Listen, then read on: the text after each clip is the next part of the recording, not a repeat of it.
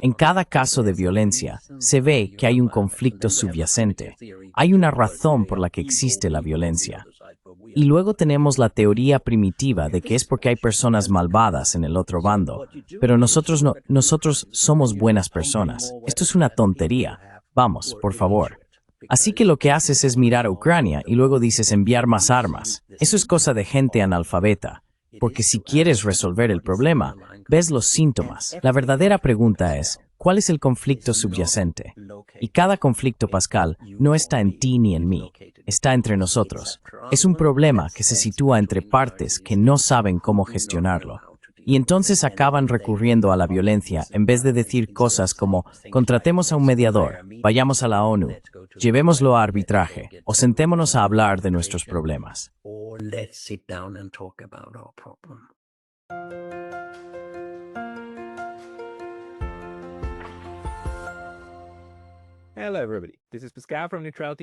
Hola a todos, soy Pascal de Neutrality Studies y hoy vuelvo a hablar con el Dr. Jan Obeg, un investigador danés de la paz que reside en Suecia. Hoy queremos hablar sobre la retórica cada vez más agresiva hacia Rusia en Europa y sobre qué pueden hacer las personas orientadas hacia la paz al respecto. Jan, bienvenido de nuevo. Muchas gracias, Pascal. Me alegra estar aquí otra vez. Me alegra que estés de acuerdo con lo que dijimos. Queremos tener una conversación positiva sobre lo que se puede y se debe hacer, en lugar de quejarnos constantemente de lo mal que están las cosas. Porque, seamos sinceros, es un momento frustrante, y se vuelve aún más frustrante si vemos cómo se está desarrollando la política, especialmente en Europa. Pero quejarse no nos sacará del problema. ¿Puedes contarnos cómo un investigador de la paz intenta enfocar un entorno poco pacífico?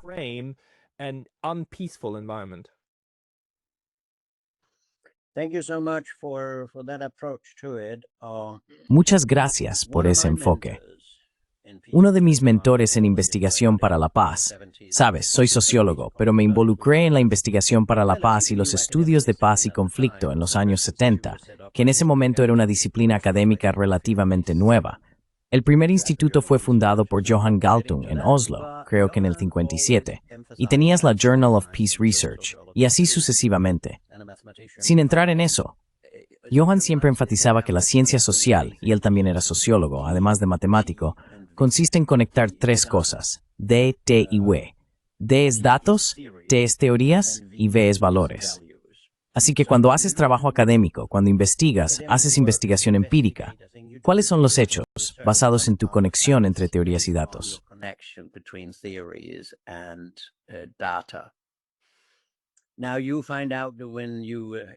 Ahora, cuando investigas algo y llegas a la conclusión de que esta teoría lo explica, también puedes decir, necesito criticarlo porque el mundo no es lo suficientemente bueno.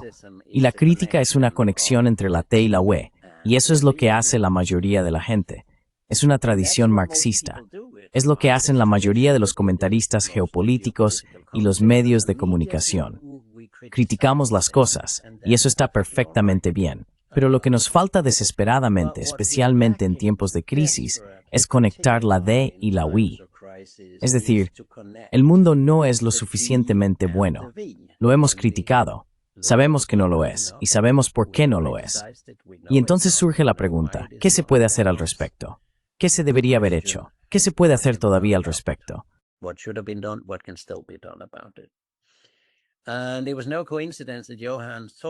Y no fue casualidad que Johan Galtung, pensara de esa manera porque su padre era médico. Así que en la mesa de casa siempre hablaban de diagnóstico, pronóstico y tratamiento. Y creo que es precisamente la parte del tratamiento la que falta prácticamente en todas partes. Si miras a Gandhi, es un programa constructivo. Él no solo estaba en contra de los británicos, de la ocupación y del colonialismo, también defendía una India concreta que quería hacer realidad. Y me gustaría citar a la reina de la investigación por la paz, Elise Goulding, que siempre decía, nunca verás a la gente trabajar por algo si no pueden imaginarlo. Y por eso, quizá de forma provocadora para algunos, diría que no tenemos un movimiento por la paz.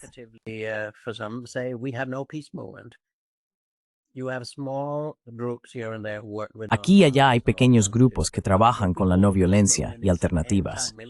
Pero lo que llamamos el movimiento por la paz es un movimiento antimilitarista, antibélico, antiarmas, antinuclear. Y ser anti algo no es lo mismo que estar a favor de la paz. La paz y estar en contra de la guerra son dos cosas diferentes. Por eso creo que necesitamos más energía positiva.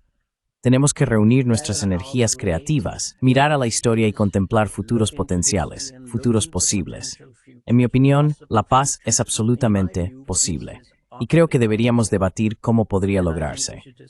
También puedes recordar una cita que he utilizado, creo que también contigo antes, de George Bernard Shaw. Ya sabes, la mayoría de la gente mira el mundo tal como es y se pregunta ¿por qué?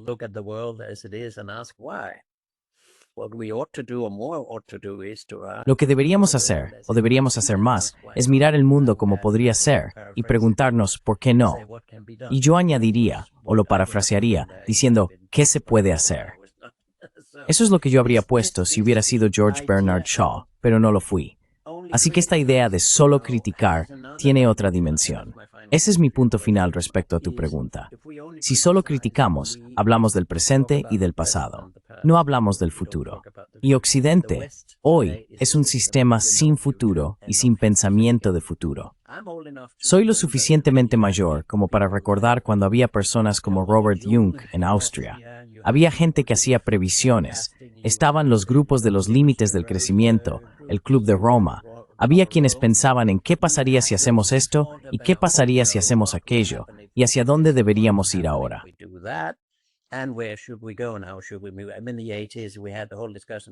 En los años 80, tuvimos todo el debate sobre un nuevo orden económico internacional. Aquello era una visión para todo el mundo, básicamente para el tercer mundo, como lo llamábamos entonces. Pero hoy no hay ninguna visión, y no se puede tener paz si no se tiene una visión de la paz.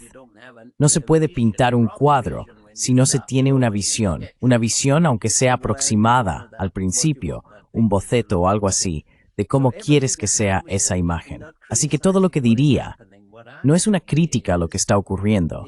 Lo que digo es que es necesario, pero no suficiente, analizar el mundo y criticarlo.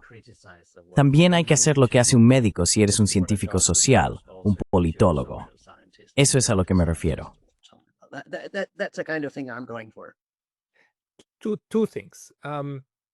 Dos cosas. Estoy totalmente de acuerdo en que debemos tener visiones positivas, pero quiero pedirte tu opinión sobre dos cuestiones. ¿Qué opinas de los peligros de utilizar los valores como motivación para la crítica intelectual y el trabajo intelectual? Porque ya sabes, hubo momentos en los que los intelectuales llegaron a ser fundamentales a la hora de esbozar un futuro. Me refiero, por ejemplo, al marxismo, el enfoque marxista del análisis, que luego también desembocó, al final, en la Revolución Rusa, ¿verdad? Y esas fueron contribuciones académicas muy importantes, ¿no? Y el marxismo sigue siendo, hoy en día, un marco importante para entender el mundo nacional e internacional. Tuvimos, ya sabes, la Revolución Francesa, que también se construyó en parte sobre una crítica social muy fuerte y una visión de futuro.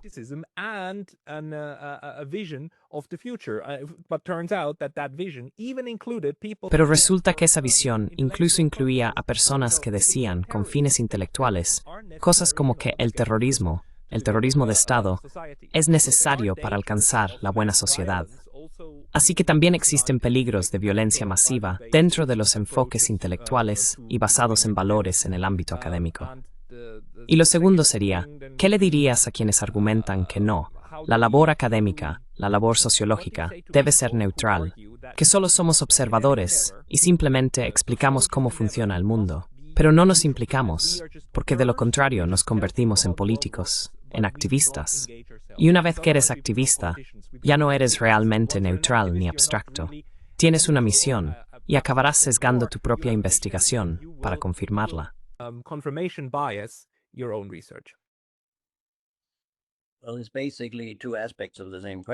Bueno, básicamente son dos aspectos de la misma cuestión, supongo. El papel de los valores en las ciencias sociales. Estoy totalmente seguro de que como seres humanos tenemos valores. Y lo mejor que puedes hacer es lo que decía el viejo economista sueco Gunnar Myrdal, ser consciente de ellos y declararlos. No nos digas que eres objetivo y neutral y todo eso. Porque cuando tratas con la sociedad, no eres neutral, eres parte de esa sociedad. Y yo diría que si lo dejas claro, quiero decir, ¿qué hay de malo en el activismo? La investigación, que es solo pensamiento de Torre de Marfil, escrita para los 5 colegas más cercanos y que acaba en la biblioteca de una universidad. Los contribuyentes han pagado mi educación. Estoy aquí para hacer algo bueno por la sociedad. Y no veo si declaro claramente que estoy a favor de la resolución no violenta de conflictos. ¿Qué hay de malo en eso?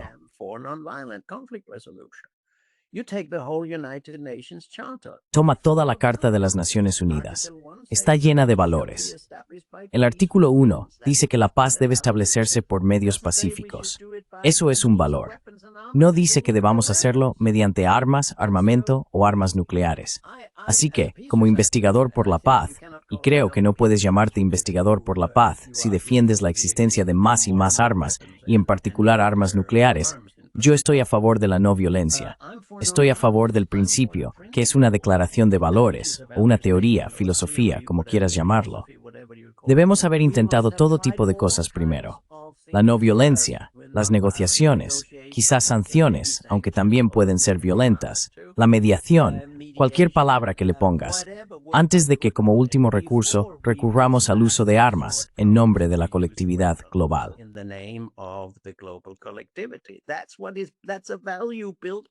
Ese es un valor incorporado en la Carta de las Naciones Unidas. El capítulo 7, cuando se ha hecho todo, cuando se ha demostrado que alguien es un agresor, digamos. Cuando eso ha ocurrido, entonces podemos, en nombre de la ONU y de la comunidad mundial, hacer algo respecto al malo que está destruyendo la comunidad. Y creo que eso es una declaración de valores. Es una teoría. Es una filosofía. Y yo defiendo eso. La cuestión es que, si la gente argumenta, aunque sea sin ningún análisis intelectual ni nada, diciendo que Rusia es una gran amenaza en Europa hoy, o que China se está convirtiendo en nuestro principal enemigo, o algo así, se salen con la suya, lo cual también es una declaración de valores. No tienen ninguna base en hechos o análisis.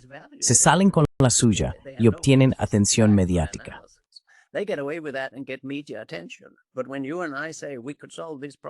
Pero cuando tú y yo decimos que podríamos resolver este problema sin violencia, la gente dice, oh, eso es un poco irrealista, ¿no?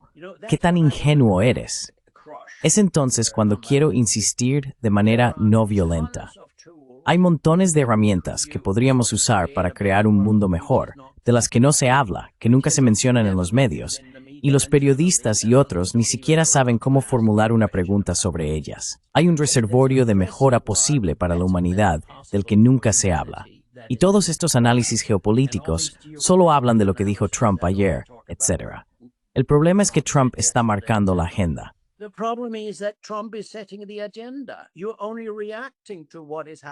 Solo estás reaccionando a lo que está ocurriendo, mientras que yo diría que todos los que quieren un mundo mejor deberían marcar la agenda y obligar a estos políticos, aunque sea de forma no violenta, con la palabra, la pluma, los vídeos o lo que sea, a responder a nuestra agenda.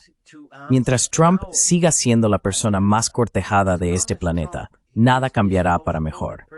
Ignóralo. No siempre, pero ignóralo. Está recibiendo demasiada atención y sabe cómo conseguir esa atención. Y todos los comentaristas geopolíticos son personas que luego dicen, oh, Trump dijo esto, y Trump dijo aquello. Eso no fue muy sensato por su parte, o esto será peligroso, o esto será tal cosa. Pero nunca llegan a la pregunta, ¿qué debería haber dicho el presidente estadounidense? ¿Qué haría que el mundo fuera un lugar mejor? ¿Qué podemos hacer nosotros como seres humanos?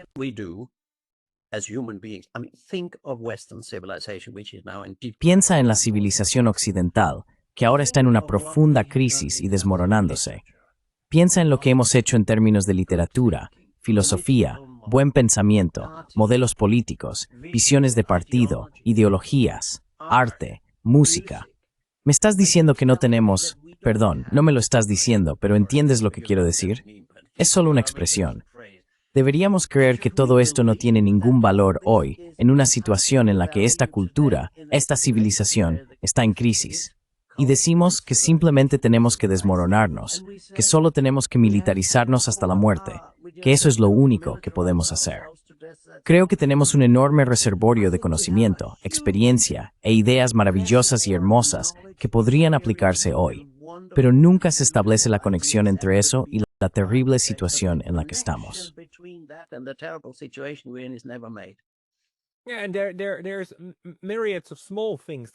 Y hay una infinidad de pequeñas cosas que se pueden hacer, como organizar clubes de paz, clubes de lectura, intercambios estudiantiles, hermanamientos de ciudades, de nuevo, con los rusos, con los chinos, como intercambios entre personas. Hay muchas cosas en las que la gente puede o podría trabajar, pero que el sistema intenta impedir que realmente hagamos. Parte de eso es, por supuesto, la demonización del otro. Pero lo perverso es que esos colegas, amigos, familiares que forman parte del sistema que desgarran las sociedades, y hablo de la sociedad mundial, quizá, y yo diría que a menudo, ni siquiera son conscientes de que eso es lo que están haciendo.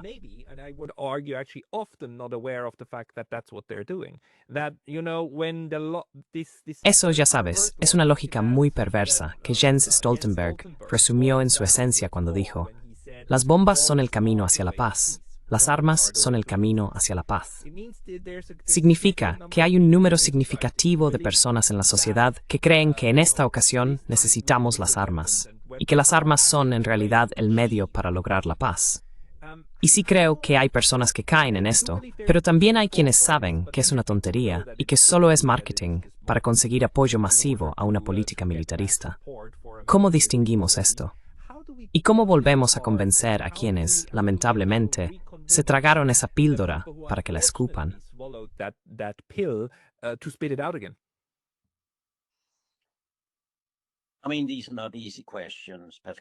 Quiero decir, estas no son preguntas fáciles, Pascal, y son buenas preguntas, las estás planteando. Pero yo opino que deberíamos oponernos a esto. Deberíamos, por supuesto, cuando Jens Stoltenberg dice estas cosas, empezar nuestros artículos diciendo que esto no tiene nada que ver con la realidad empírica. Esto es propaganda. El hombre no sabe, y evidentemente no puede leer libros y cosas por el estilo. Pero solo deberías dedicar el 25% de tu tiempo intelectual a denunciar y criticar eso. Luego, dedica el resto de tu tiempo a explicar por qué está equivocado y qué es lo que realmente se aplica. Es decir, que los medios pacíficos conducen a la paz. ¿Y de dónde viene eso? Viene del pensamiento gandhiano, que los medios son los fines en proceso de realización.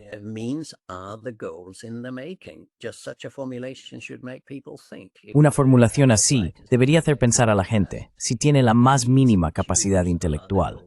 Los medios que elegimos son los objetivos en proceso de formación. No tengas grandes metas. Simplemente haz lo correcto cada día, y así llegarás a un buen objetivo. Y eso es precisamente lo que no hacemos al usar armas. No hay manera de que Ucrania o cualquier otro conflicto se resuelva, porque en ese caso no miramos el conflicto subyacente. Miramos el campo de batalla y a todos estos aristócratas intelectuales. Sabes, caquistocracia significa un gobierno dirigido por las personas menos capaces y menos buenas. Eso es lo que estamos gestionando ahora con el militarismo, porque no pueden pensar. No pueden pensar en nada más allá de su propia caja negra, en la que están sentados con una ventanita ahí arriba.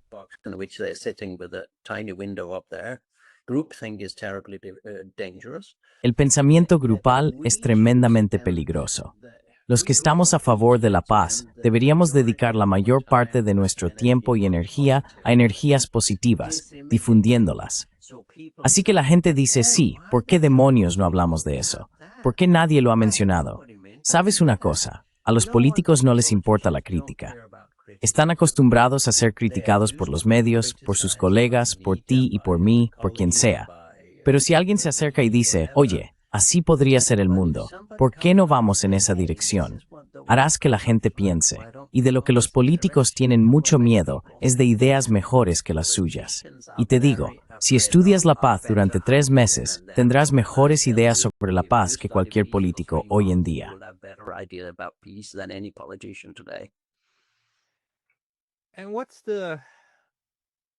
¿Y cuál es la manera de implementarlo? Porque tenemos este problema, ¿verdad? Somos una sociedad compuesta por estos diferentes elementos, y cada uno de nosotros todavía tiene que hacer su trabajo. cuando apaguemos YouTube por hoy. O bien tenemos que hacer la comida, recoger a los niños, ir a trabajar, o hacer todo lo anterior y ser como una madre sobrecargada. Pobres madres sobrecargadas. No hay ninguna categoría de humanos a la que respete más que a las madres sobrecargadas. La segunda categoría son los padres sobrecargados. Ellos también lo tienen realmente difícil. Entonces, ¿cuál es la conexión? Tenemos políticos porque externalizamos la política en ellos.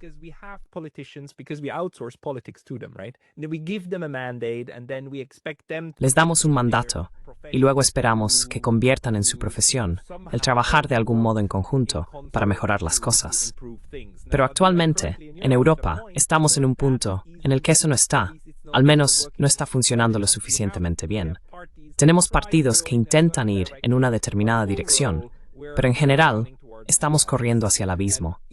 Y cada uno de nosotros, una vez que apaguemos la transmisión de YouTube por hoy, ¿cuál es el mejor curso de acción o la mejor manera de pensar para encaminarnos a una acción que luego conduzca a nuestras energías?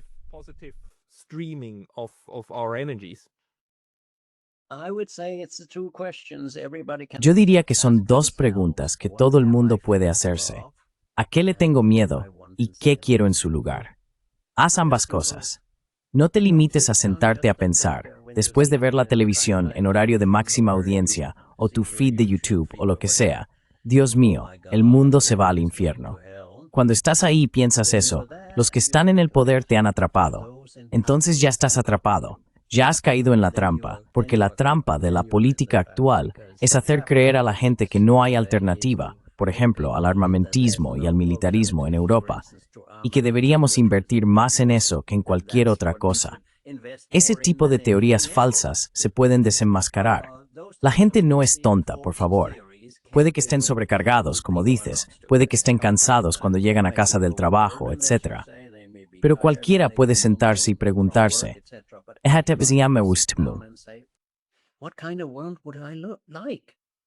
But we are prevented from that because we are told it's going to hell. Pero se nos impide eso porque nos dicen que todo se va al infierno.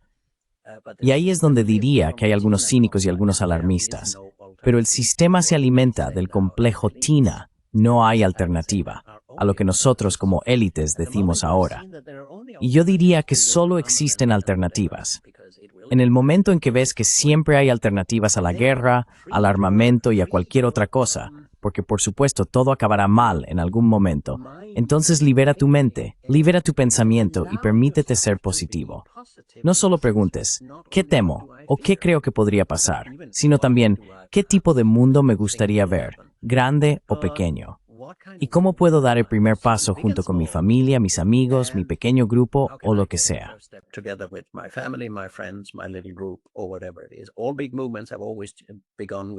Todos los grandes movimientos siempre han comenzado con pequeños grupos haciendo algo, pensando ideas nuevas. Y yo creo en el poder de las buenas ideas. Quiero decir, ahí es donde la superestructura, hablando en términos marxistas, es mucho más importante. Las ideas son mucho más importantes, en mi opinión, que las cosas materiales y las recompensas. Pero a lo que te refieres, y me gustaría decir solo unas palabras sobre eso, es que los intelectuales dependientes no nos ayudarán. Si te sientas en un instituto estatal financiado por el gobierno, no criticas a ese gobierno. Eso se acabó hace mucho tiempo. La razón por la que puedo decir lo que digo es que en la Fundación Transnacional aquí no estamos financiados por ninguna corporación ni por ningún gobierno. Nos financia la gente. Y obviamente, a la gente le gusta lo que hacemos y decimos, porque nos apoyan en lo que hacemos y decimos.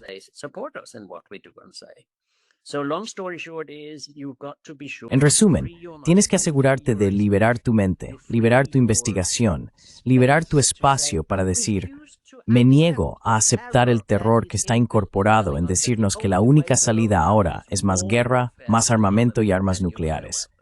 Es una liberación pacífica de tu mente para empezar, y luego pasar a la acción. Es entonces cuando creo que deberíamos abordar la cuestión de los cínicos.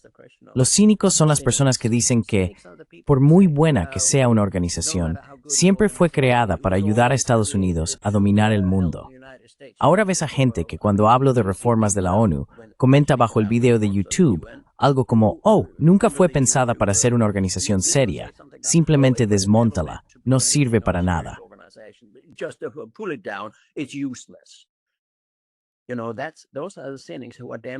Sabes, esos son los cínicos que son tremendamente peligrosos porque están poniendo más poder en manos de quienes han destruido la ONU hasta ahora. Y la ONU es una institución no violenta, tremendamente importante. Es el documento más gandhiano que jamás hayan firmado los gobiernos. Necesitamos hacerla mucho más democrática y debatir cómo podemos hacer que las Naciones Unidas y otras organizaciones sean mucho más poderosas, ¿verdad? Y en segundo lugar, tenemos a los alarmistas. Tengo un enorme y creciente problema psicológico, político y moral con esas personas que dicen que nos estamos acercando a una tercera guerra mundial, que será un holocausto nuclear para todos nosotros y que el mundo desaparecerá.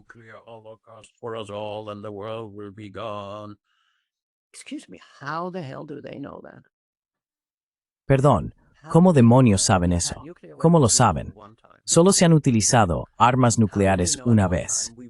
¿Cómo saben cuando algún país empezará a dispararse seriamente entre sí en una guerra mayor, sabes? ¿Cómo saben que eso llevará al uso de armas nucleares tácticas y luego a armas nucleares estratégicas y que todos desapareceremos? Lo que están haciendo no tiene nada de científico. Están promoviendo, están desahogando sus propias frustraciones psicológicas. Y no son serios, no son científicos serios. Y lo último sobre eso es que con esas predicciones apocalípticas hacen que la gente se rinda. Doomsday preachings, they cause people to give up. It is the worst thing you can do to humanity. Lo peor que se le puede hacer a la humanidad es decirle que no hay esperanza, que solo hay armas nucleares delante de nosotros y que todos estaremos muertos si esto o aquello continúa durante 2 semanas más. Nunca, jamás digas eso. Primero, porque no es serio desde un punto de vista científico o académico. Segundo, estás destruyendo las esperanzas de la gente. Y si destruyes la esperanza, destruyes su capacidad de hacer algo. Se sientan y se rinden. Y eso es, en mi opinión, un crimen. Es un crimen moral, es un crimen académico. Quitarle a la gente sus deseos y esperanzas de un mundo mejor y de un mundo mejor para sus hijos.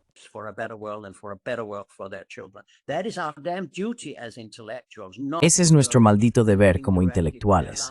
No ir, indirectamente, mediante el alarmismo y el cinismo, apoyar a los militaristas y, si se quiere, a los destructores en este momento. Hay alternativas a eso, y siempre las hay.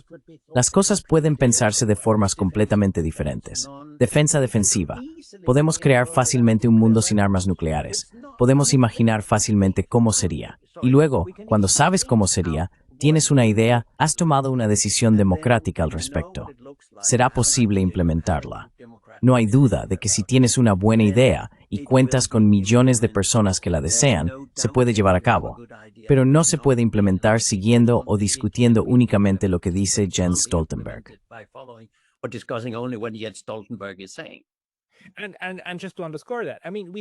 Y solo para subrayar eso, quiero decir, tenemos muchos momentos históricos en los que realmente conseguimos implementar buenas ideas. El Tratado INF, todos los nuevos tratados de control de armas que tuvimos hacia el final de la Guerra Fría y luego en los años 90, fueron tratados complicados, con mecanismos de control, y funcionaron mientras funcionaron. Y luego fue una decisión política abandonarlos, pero funcionaron mientras funcionaron. Y tenemos a personas como Scott Ritter que nos dicen, mirad, creamos una Europa más segura, tuvimos una Europa más segura. Quiero decir, teníamos formas de desescalar y desescalamos y realmente redujimos el número de cabezas nucleares. Todo eso sucedió. Quiero decir, no es en absoluto imposible. Así que la cuestión es cómo implementarlo, cómo estructurar estos acuerdos. ¿Quiénes pueden ser las personas que lo hagan?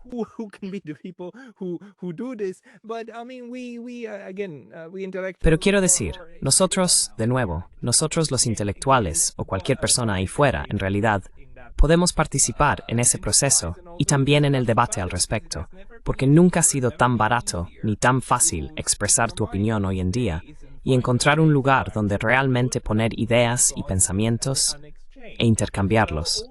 Así que todas estas herramientas están hoy fácilmente disponibles, por suerte. Y quizá un punto más que quiero subrayar. Estoy de acuerdo contigo. Solo quiero añadir que si hay un incendio, no me opongo a que la gente grite, hay un incendio.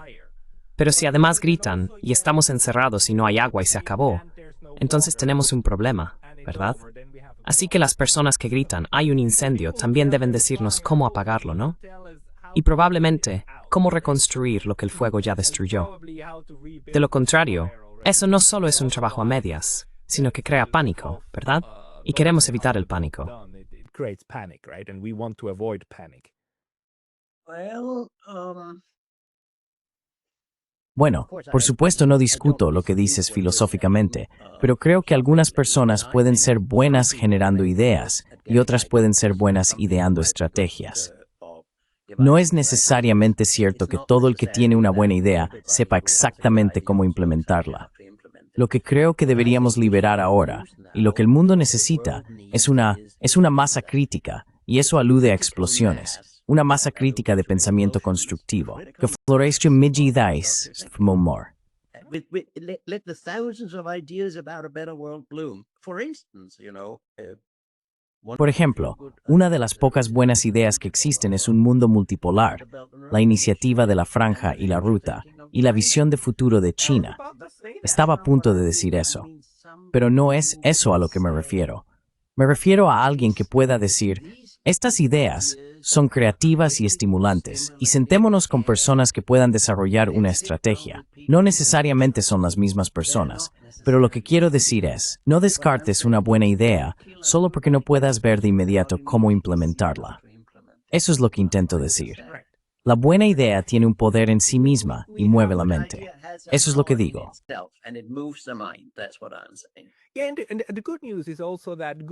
Sí, y la buena noticia es también que las buenas ideas tienden a sobrevivir por sí solas. Quiero decir, el derecho internacional no nos fue dado por la mano de Dios, ni por el universo todopoderoso.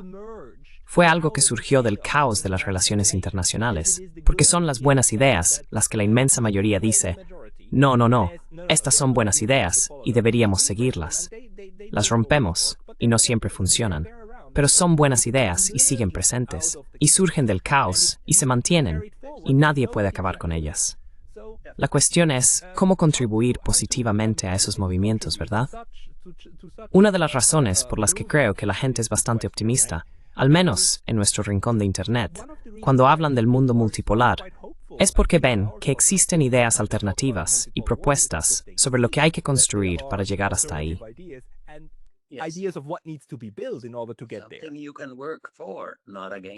Algo por lo que puedes trabajar, no en contra. Esa es la psicología del asunto. Trabajar por algo. La paz. Quiero decir, existe esta distinción sencilla entre paz negativa y paz positiva.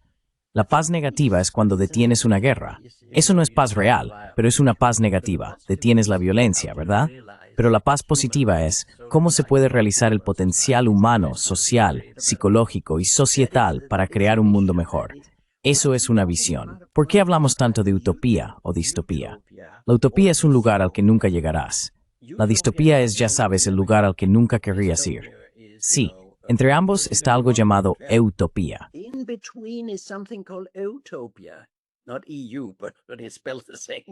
No es UE, aunque se escribe igual, pero no es UEPER. Utopía es la visión que es realista de alcanzar. Nunca hablamos de eso. Hablamos de utopía y distopía. Pero el pensamiento sobre el futuro te diría que hay algo intermedio que es realista. Y ese es uno de los argumentos que siempre escuchas. No es realista. Ahora, imagina que vas al médico y el médico te dice, he hecho un diagnóstico y mi pronóstico es que morirás en un año debido a tu enfermedad.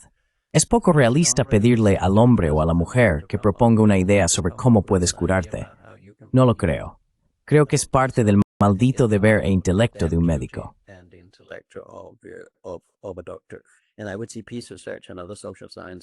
Y yo diría que la investigación para la paz y otras ciencias sociales son exactamente lo mismo. Debemos reparar el mundo y seguir adelante.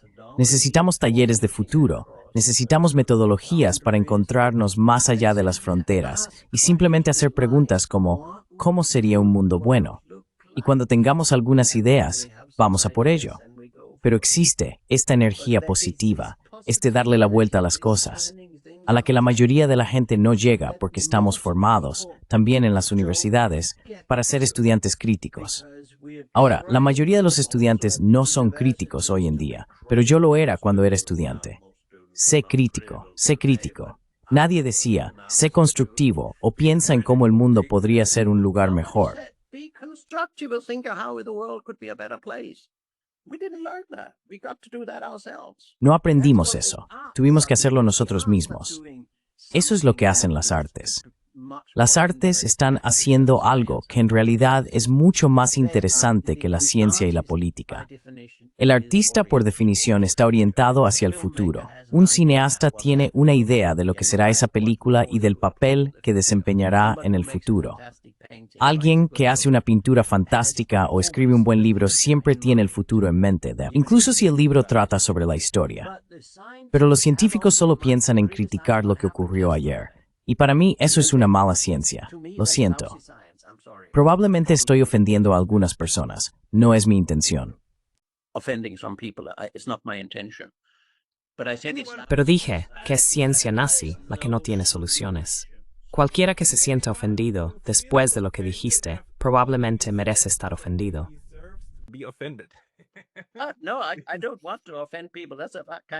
No quiero ofender a nadie.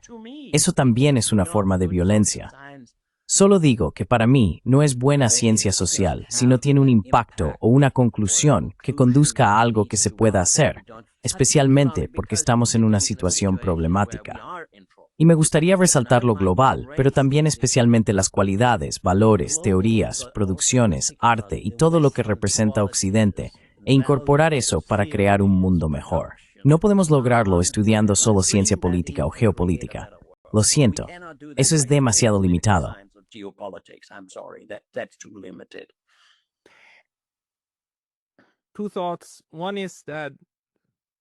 Dos cosas. Una es que, especialmente en el ámbito académico, algunas personas no entienden las implicaciones de lo que están haciendo. Hay ciertos estudios en los que realmente me pregunto si la persona involucrada comprende lo que eso significa. Tenía un colega en un instituto anterior que estudiaba si la amenaza de desahucio aumenta la probabilidad de que los alquileres se paguen a tiempo en África. O sea, por el amor de Dios. Por supuesto que la respuesta a eso, al final del estudio empírico, es sí. Y por supuesto la respuesta a ¿es esta una forma ruin de abordar el problema? También es sí. Es algo muy cruel de plantear en primer lugar. Pero bueno, vale. Pero la segunda cosa es... ¿Cuál era la segunda cosa que iba a decir? Lo siento. Me he perdido ahí. What was the second thing I saw? I'm sorry, I lost myself there.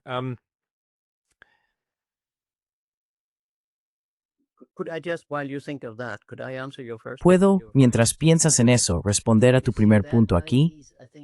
Verás, creo que una de las enfermedades de las ciencias sociales ha sido que analizas el mundo y criticas el mundo, en el mejor de los casos. Pero si dices lo que debería hacerse, entonces entras en la política. Y volvemos a la primera pregunta que hiciste. ¿Qué pasa con el papel de los valores? La investigación para la paz es una ciencia orientada a objetivos, exactamente como la medicina. El propósito es reducir la violencia al cuerpo y la violencia al mundo. Y la investigación para la paz es, por eso el CIPRI y todos los demás lugares que se autodenominan investigación para la paz ya no tienen nada que ver con ello.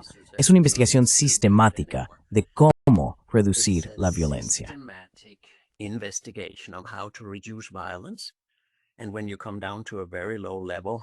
Y cuando llegas a un nivel muy bajo, se trata de cómo realizar potenciales, porque has eliminado la violencia.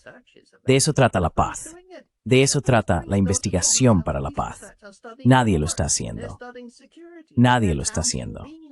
Aquellos que se llaman a sí mismos investigadores de la paz están estudiando la guerra, están estudiando la seguridad, están contando habas, están observando todo tipo de cosas relacionadas con la guerra. Y eso no son estudios de paz. La paz es ahora una categoría que está tabú, cancelada, relegada solo a los disidentes, tanto en la política como en la ciencia y los medios de comunicación. Y yo, como investigador de la paz, con 50 años de experiencia en este campo, digo que no voy a aceptar eso. Y si no puedo persuadir a otros para que lo hagan, nuestra pequeña fundación seguirá investigando la paz y haciendo política de paz.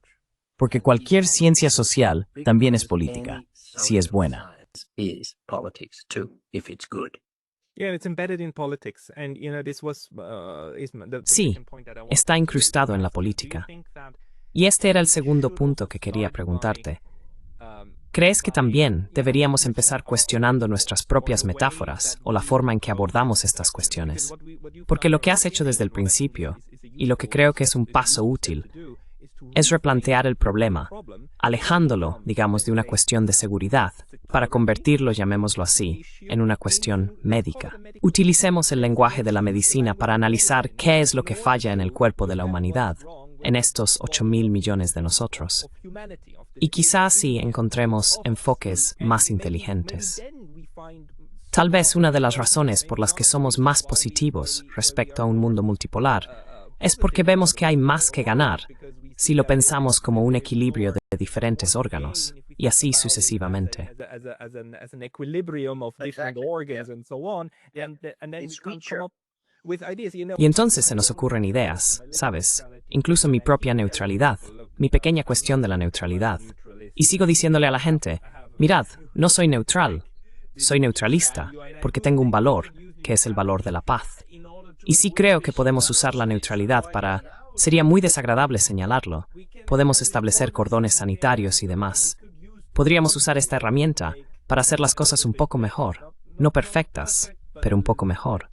Así que, ¿qué tipo de metáforas crees que son las adecuadas para que podamos replantear este sistema atascado, que a menudo pensamos como un coche o como una máquina, en realidad?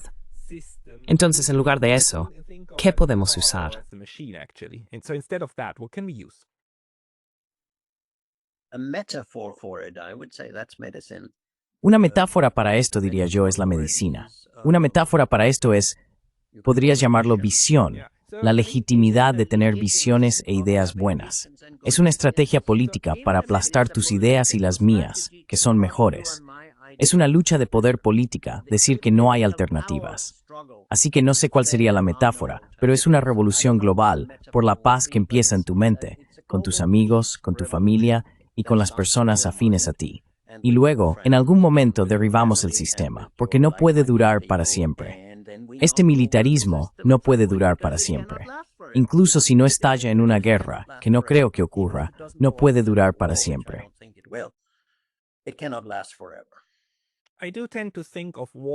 Tiendo a pensar en la guerra como un cáncer, ¿sabes? El fenómeno en sí. Sí, estoy de acuerdo contigo. Y se alimenta del hecho de que estas diferentes células interactúan entre sí, ¿verdad? Y lo hacen de una manera que al final es muy poco saludable para todo el cuerpo. Entonces, en esa metáfora, ¿cómo intentarías definir un cuerpo sano? ¿Cómo es un cuerpo sano? Healthy body. What's a healthy body like? A healthy body, I suppose you mean the world Un body. cuerpo sano, supongo que te refieres al cuerpo mundial, no lo sé, el que es más o menos pacífico. Solía definir la paz tanto de manera muy simple como muy compleja. La paz es desarrollar la seguridad y garantizar el desarrollo para el ser humano completo y para todos los seres humanos. La paz es desarrollar la seguridad y garantizar el desarrollo, porque estos son los dos mecanismos. Si no desarrollamos, morimos. Y si no tenemos algo que proteja nuestro desarrollo como humanos, como sociedad, frente a quienes puedan querer que desarrollemos en otra dirección, o sea, la autodefensa, entonces no hay manera de estar seguros de que estaremos aquí mañana, ¿verdad? No way you can be sure that we are here tomorrow also, right? And then comes this philosophical idea. Y luego surge esta idea filosófica que tengo desde que fundé New Global Ethics, algo que hice hace casi 40 años, por cierto, sentado en Japón, como tú ahora. Una ética global tiene que ver con deshacerse de la ética de vecindario cristiana y preguntarse, ¿serán mis acciones buenas o malas para el mundo? Si todo el mundo hiciera lo mismo que yo hago ahora, ¿sería un mundo mejor o peor? Así que tiene que ver con el ser humano en su totalidad. Y eso es porque el mundo occidental está obsesionado con el cuerpo, con el materialismo físico, etc. Pero tenemos espiritualidad y todo eso. Eso es una historia larga. Y lo que nunca ha estado en la agenda del mundo occidental es que debe aplicarse a todos los seres humanos.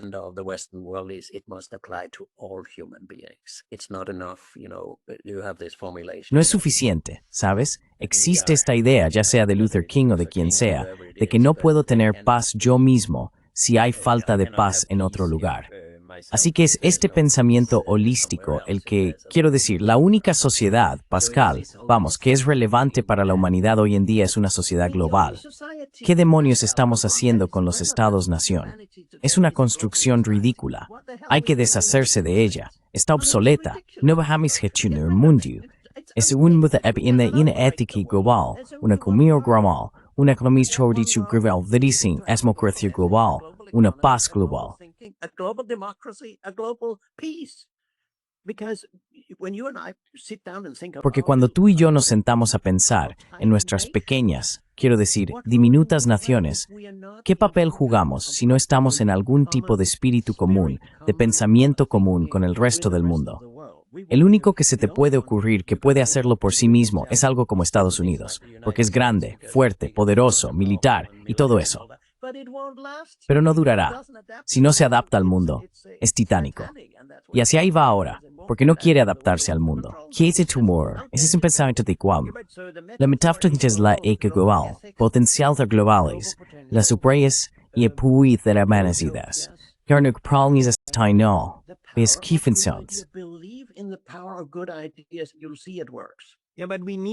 Sí, pero también necesitamos ser capaces de hacer todo eso mientras seguimos estando en desacuerdo entre nosotros, porque tenemos este problema de que estos 8.000 millones de personas suelen discrepar sobre cómo deberíamos hacer las cosas. Lo único que se puede hacer es dialogar. No se trata de dominación, se trata de diálogo, se trata de hablar sobre ello. Y esa es una posibilidad maravillosa que ahora tenemos, porque tú y yo podemos sentarnos aquí y hablar desde diferentes partes del mundo, ¿verdad? Yo estoy en Suecia. No tenemos ningún problema. Podemos hablar con cualquier persona en este mundo y podemos tomar nuevas decisiones. Podríamos tener una nueva democracia. Podríamos tener una democracia. Quiero decir, no es extraño que ni siquiera pueda elegir a alguien que me represente en organizaciones internacionales desde mi país.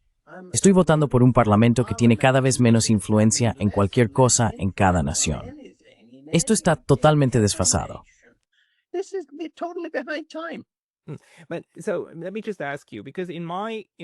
Permíteme preguntarte, porque en mi opinión, lo que necesitamos combatir, o mejor dicho, por lo que debemos luchar, es por un mundo con menos violencia. No vamos a eliminarla por completo, pero creo que es realista decir que queremos llegar a un punto en el que no estemos expuestos constantemente a una violencia masiva absoluta.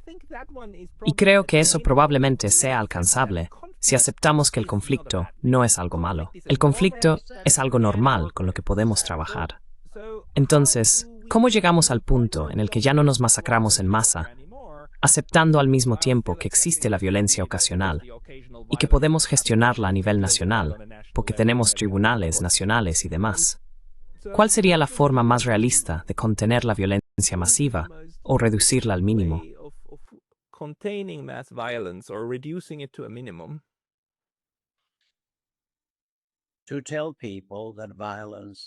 Decirle a la gente que la violencia es solo un síntoma, sí, pero eso es en lo que todo el mundo está obsesionado.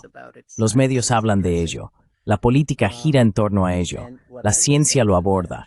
Y lo que yo les diría a esas personas es, ¿alguna vez se les ha ocurrido que en cada caso de violencia que ven, hay un conflicto subyacente? Hay una razón por la que existe la violencia. Y luego tenemos la teoría primitiva de que es porque hay gente malvada en el otro bando. Pero nosotros no, nosotros somos los buenos. Esto es una tontería. Vamos, por favor. Así que lo que hacen es mirar a Ucrania y luego dicen, enviad más armas. Eso es de personas analfabetas. Porque si quieres resolver el problema, ves los síntomas, pero la verdadera pregunta es ¿cuál es el conflicto subyacente? Y cada conflicto, Pascal, no está en ti ni en mí.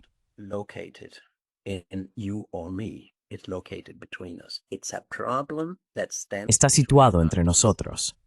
Es un problema que se interpone entre partidos que no saben cómo afrontarlo y entonces acaban recurriendo a la violencia en lugar de decir cosas como contratemos a un mediador, vayamos a la ONU, llevémoslo a arbitraje o sentémonos a hablar sobre nuestro problema.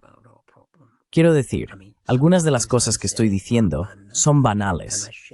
Me avergüenza estar aquí sentado diciendo que la paz y hablar entre nosotros es mejor que matarnos. Digo estas cosas en serio como académico, y me parece increíble que tenga que sentarme a decir esto. Y es ahí donde tenemos que decirnos unos a otros, hay alternativas. Insisto en esto una y otra vez. Nunca creáis que no hay alternativa a estas cosas. No es verdad. Es una gran mentira de nuestra civilización.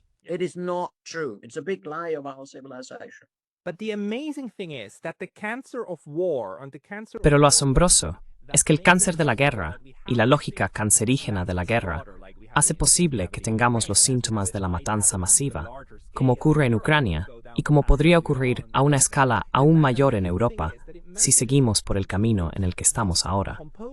Lo increíble es que consigue utilizar estos componentes para autoescalarse, ¿verdad? Se alimenta del hecho de que existen estos bandos diferentes y también de que hay idiotas. Y hay personas que no entienden que si te dicen que eres un idealista pacifista sin remedio, que no comprende el mundo, eso mismo alimenta el cáncer y lo hace crecer, ¿verdad? El cáncer elimina las alternativas a sí mismo. Así que, para combatir el cáncer, necesitamos luchar contra ese tipo de fatalismo y, como bien dices, mostrar las alternativas y los pequeños pasos alternativos que se pueden dar.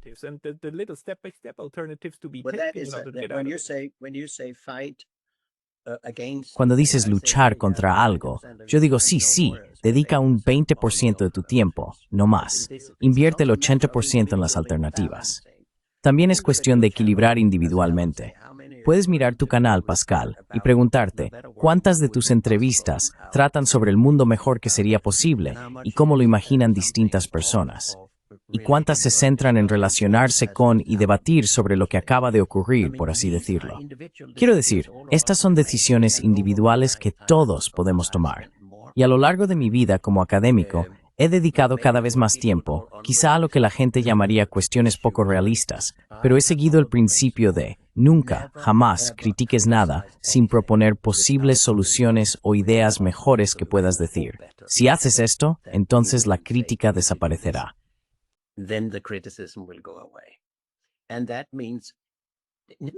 Eso significa no el desarme de las armas equivocadas, sino una nueva forma de pensar la defensa. Una defensa defensiva combinada con una defensa no violenta, etc. Significa una reforma de las Naciones Unidas. Significa una nueva democracia que sea global y no predominantemente nacional. He escrito sobre todas estas cosas. No es tan difícil. Entonces podrías decir que la gente pensará que esto es irrealista, que es romántico, que es, es un buen tipo, pero está totalmente, ya sabes, fuera de lugar. Todo aquel que quiso cambiar el mundo estaba fuera de la corriente principal. Y si no estamos fuera de la corriente principal, somos parte del problema. Pregúntale a Gandhi. ¿Por qué Gandhi nunca se hizo miembro de un partido? Porque sabía que los partidos eran una mierda. Él tenía, ¿cómo lo llamas?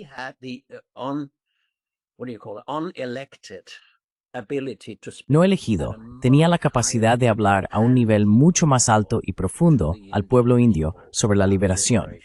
Si hubiera sido miembro de un partido, estaría sentado donde todos los demás están sentados hoy. Por ejemplo, estoy totalmente en contra de los partidos políticos tal como los conocemos, pero hay otras formas de hacerlo. Pero en fin, para resumir, la pregunta a la que vuelves es, ¿por qué no? Imagina un mundo mejor, y luego di, ¿por qué no? No mates tus buenas ideas diciendo, quizá eso no se pueda hacer en los próximos 5 años. No, quizá no se pueda hacer en los próximos 5 años, pero quizá sí en los próximos 10 años. Y entonces vea por ello. En vez de matar una buena idea porque no se puede implementar ahora mismo, o muy rápido, o salvar el mundo ahora mismo.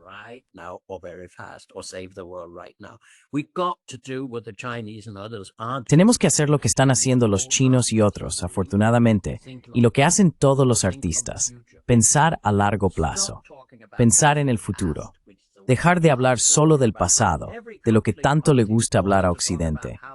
Todas las partes en conflicto quieren hablar de cómo fueron victimizadas por la historia y el presente.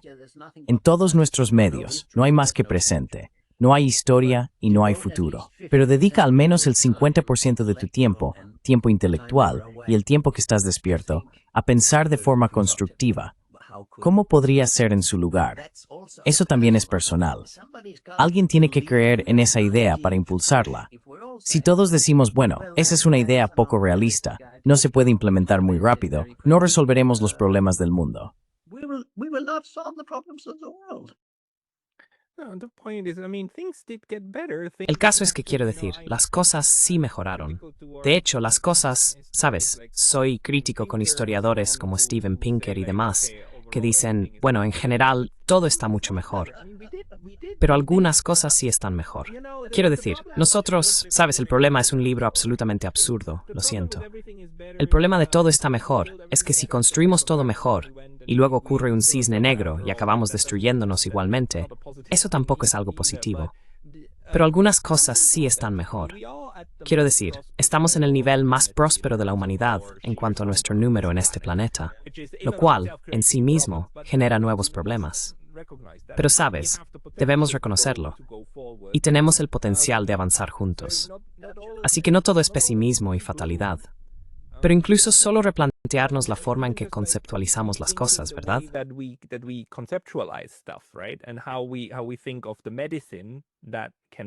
¿Y cómo pensamos en la medicina que puede ayudarnos?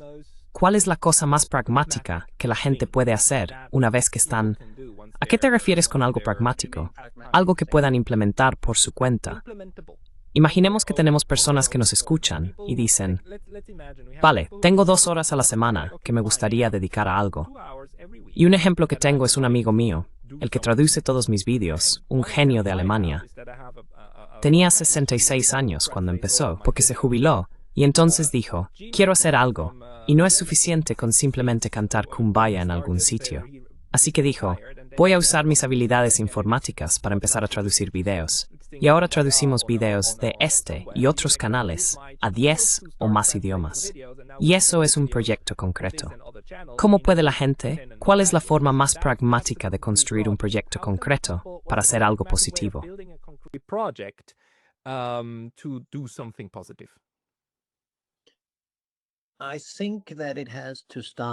Creo que tiene que empezar por los individuos. El único movimiento por la paz en el que realmente creo es en miles de millones de personas que desean otro mundo.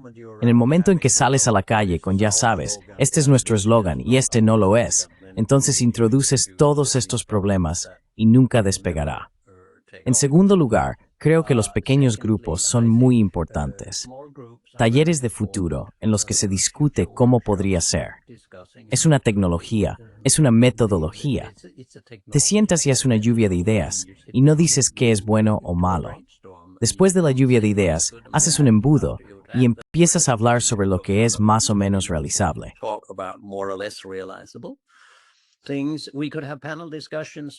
Podríamos tener debates públicos, en lugar de hablar solo de la pertenencia o no a la OTAN, hablar de defensa alternativa y no violencia. Se pueden escribir libros sobre ello. Se podrían elaborar informes en países con defensa alternativa, en vez de creer en los argumentos infundados, no documentados y no analizados de que los rusos vendrán mañana. Llevo oyendo eso durante 74 años y estoy un poco cansado de esa idea. Podríamos tener educación para la paz en las escuelas, o se puede incorporar la paz en el currículo de historia, en lugar de solo la historia de las guerras. Tenemos historias de guerras por todas partes. Tenemos monumentos a la guerra por todas partes.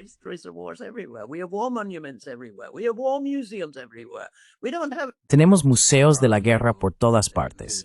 Hay museos de la paz, pero son muy pocos. Puedes entrar en cualquier librería y no encuentras un libro de Gandhi o Luther King, pero sí puedes encontrar montones sobre armas, uniformes militares, guerras y todo eso. Vivimos en una cultura totalmente militarizada. Y si ni siquiera empiezas a pensar en eso y a preguntarte, ¿por qué es así?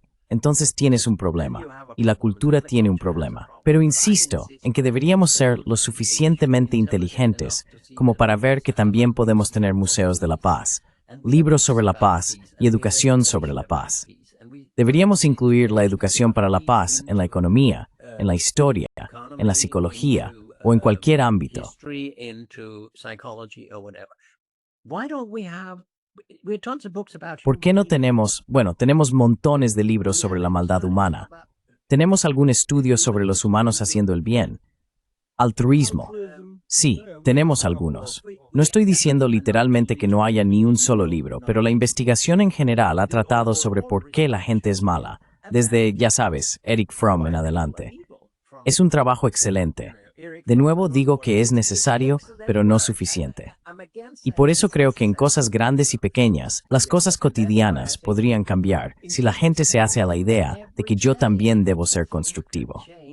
También debo pensar en términos de soluciones, porque si no, alguien más impondrá sus malas soluciones sobre mí.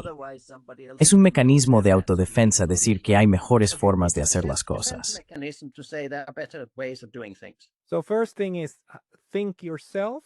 Así que lo primero es reflexionar por uno mismo sobre cómo crear una mejor solución, o cuál sería una mejor solución, una forma más saludable de pensar sobre los problemas que tenemos. No solo el problema, sino la solución en sí. Y lo segundo para mí es preguntarte, ¿en qué soy bueno? ¿Cuál es mi especialidad? ¿Y cómo podría vincular eso a un proyecto que ya sabes, en un año, en 2, en 4, en 5, se conecte con algo positivo? Links up to something positive. Sí, sí. Quiero decir, Pascal, puedes tomar tu propio ejemplo. ¿Por qué se te ocurrió la idea de hacer un canal que ahora tiene más de 250,000 de suscriptores? Lo haces porque se te da muy bien, pero también lo haces porque sientes que tiene sentido y quieres presentar algo que podría ayudar a la gente a pensar mejor, supongo. No sé qué te motiva. Quizá también fue simplemente curiosidad. It was also just curiosity. The ability to La posibilidad de hacer preguntas sinceras a personas como tú que tengo. Eso ya sabes, es algo bueno. Y también podemos construir sobre eso, ¿verdad? build on that also, right? You can build out. Me gusta la palabra curiosidad por dos razones. Si no eres curioso, no puedes hacer la paz, no crearás paz. Y en segundo lugar, si no sigues siendo curioso a lo largo de tu vida, si dejas de ser curioso porque obtuviste un doctorado o algo así, entonces estarás muerto intelectualmente muy pronto. Si eres constantemente curioso sobre el mundo, te mantienes joven, intelectual e incluso físicamente, diría yo. Así que esta palabra curiosidad está muy relacionada con la idea de paz. Desea sentir curiosidad y mejor. We should be curious about the better world. And honestly, Sinceramente, volviendo a eso, algunas de las mentes más brillantes que he conocido suelen ser personas sin doctorado, simplemente gente que sabe conectar ideas, ¿verdad? No necesitas un doctorado para ser un buen pensador. Oh, no, en absoluto. Estoy de acuerdo. No. Solo lo mencioné porque ambos somos académicos y tenemos doctorados, y probablemente tengamos colegas que estaban intelectualmente muertos a los 40 años. Sí, por desgracia. Y luego tienes a personas encantadoras como Johan, que sigue activo en sus 90, Richard Falk, que hoy también es miembro de nuestra fundación, tiene, creo, 95 años este año. Siguen publicando artículos, viajando por el mundo y dando conferencias porque están profundamente comprometidos e implicados, pero también sienten curiosidad por lo que se puede hacer.